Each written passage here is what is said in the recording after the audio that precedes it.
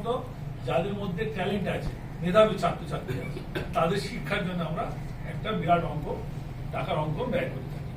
তো এই যে ব্যাপারটা আছে, এর জন্য রেজাল্ট আমরা চাই, রেজাল্ট তো চাই। আমরা এই মিশনকে আজকে ডেভেলপমেন্টের জন্য দিলাম বা ইন্টারনাল স্কলারশিপ জন্য দিলাম, তো এর তো রেজাল্ট কি চাই, সেই রেজাল্ট দেখার দায়িত্ব হচ্ছে আমাদের যে কমিটি আছে মেনলি তাদের। কিন্তু আমাদের পতাকা অফিস থেকেও এটা মনিটরিং করা হয় যে এই বছরের মাধ্যমিক উচ্চ মাধ্যমিকের রেজাল্ট কেমন হবে। এই যে ব্যাপারটা আছে, এর জন্য জবাবদিহি কারা করবে? কমিটি করবে। কমিটির থেকে আমরা চাই যে আপনার রেজাল্ট কেমন হবে, এবং পরিষ্কার বলা হয়েছে, এনাদের বলা হয়েছে রেজাল্ট যে যেমন করবে সেই অনুযায়ী তাদের আমরা ফাইন্যান্সিয়াল হেল্প করব। আমাদের হেল্পের বদলে আমরা কিছু চাই না, কোনো রিটার্ন চাই না। চাই যে আমরা যে টাকাটা দিচ্ছি, যে আমরা ব্যয় করছি, তার পিছনে রেজাল্ট কি পেলাম, এর পিছন থেকে আমরা ইউটিলিটিটা কি হলো সেটা আমরা পাই। সেটার জন্য এনারা আমাদের কাছে জবাবদিহি করতে বাধ্য। এই কেন বলছি, মানে এটা একদম মাস্ট, এটা হচ্ছে আপনার কি বলবো যে বাই ডিফল্ট এটা বল। এইবার ব্যাপার হচ্ছে কি, আমাদের এখানে আসার প্রয়োজনই হয় না, আপনাদের সাথে দেখা করার প্রয়োজনই হয় না। আমরা রেজাল্ট দেখি তো হয়ে যায়, মাধ্যমিক হলো কি রেজাল্ট আছে দেখান, উচ্চ মাধ্যমিক হলো দেখান, পার্সেন্টেজ ওয়াইজ দেখা হলো এদের ভালো।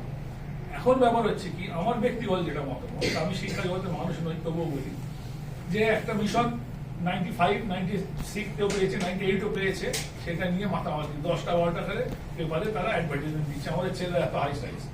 আমার ব্যক্তিগত মতামত, ওর থেকে যদি কেউ 85 to 90, 85 এর উপরে যারা অ্যাভারেজ পাচ্ছে, 20টা ছেলে পাক আর একটাও ছেলে 90 ওপরে নাই পাক, আমার ওইটাই বেস্ট।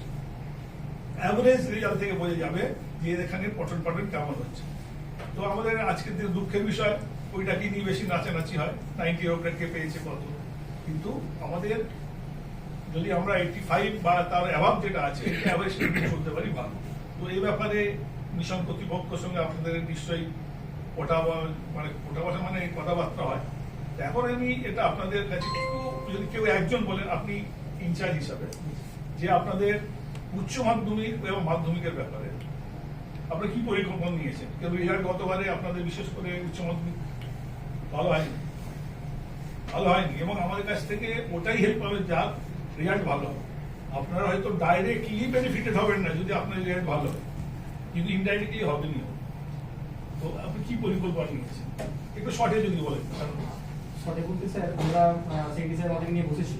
তো আমরা যেটা আগের বছর যে রেজাল্ট আমরা করেছি আর কি, আমাদের যে পরিমাণ মেরিট স্টুডেন্ট ছিল তুলনামূলকভাবে আমাদের রেজাল্ট কিন্তু মেরিট অনুযায়ী খারাপ হয়নি, কিন্তু স্টুডেন্ট সংখ্যার দিক থেকে যদি বিচার করা যায় তাহলে কিন্তু হয়তো একটু খারাপ হয়েছে। কিন্তু যাদেরকে আমরা টার্গেট করেছিলাম যে এই র্যাঙ্কে যেতে পারে বা এরা স্টার পেতে পারে, তারা কিন্তু পেয়েছে, প্রত্যেকে পেয়েছে। আর দ্বিতীয়ত হচ্ছে এবারে যে আমাদের স্টুডেন্ট আছে, আমরা তাদেরকে কয়েকটা ভালো স্কুল কিন্তু বেছে নিয়েছি, তাদেরকে স্পেশাল গাইড দেওয়ার জন্য। সবথেকে বড় যেহেতু আমাদের রুমের একটা অভাব ছিল, যেটা আপনাদের পক্ষ থেকে আমরা একটা গ্যান্ট দিয়েছি, এবং সেখানে আমাদের রুমের প্রায় অনেকটা কমপ্লিট হয়ে গেছে।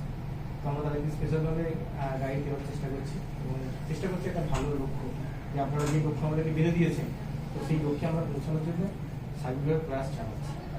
আশা করি ইনশাআল্লাহ আমরা চেষ্টা কি ধরনের প্রয়াস চালাচ্ছি?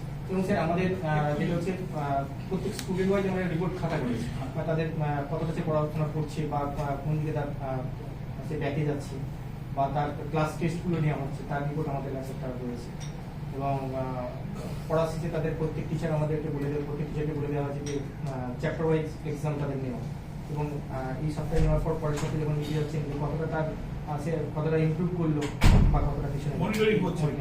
হচ্ছে আপনাদের কাছে যেগুলো শুনবো না, এটা এই নয় যে আপনাকে শুনলাম, এইগুলো আমরা যে ভালো পরিকল্পনা বা প্ল্যানিং করছেন, এগুলো আমরা অন্য বিষয়কেও বলতে পারবো যে এনারা এইভাবে করছেন, এই বুঝছেন, যদি আপনাদেরও এটা ভালো হবে যদি আপনারাও অ্যাপ্লাই করেন।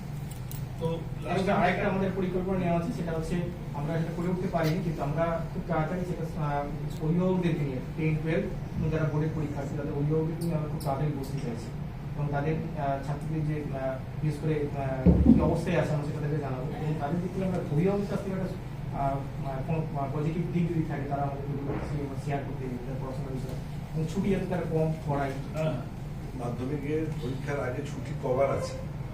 স্যার, ছুটি বলতে আমাদের যেটা হয় আর কভার আর আছে একটাই ছুটি আছে, সেটা হচ্ছে পুজোর দুর্গাপুজোর ছুটিটা। কতদিন থাকে? সম্ভবত এক সপ্তাহ। আসলে কি হয়, ওভারঅল যেটা আছে, আপনি যতই পরিকল্পনা করুন কেন, যতই কিছু করুন, রেজাল্ট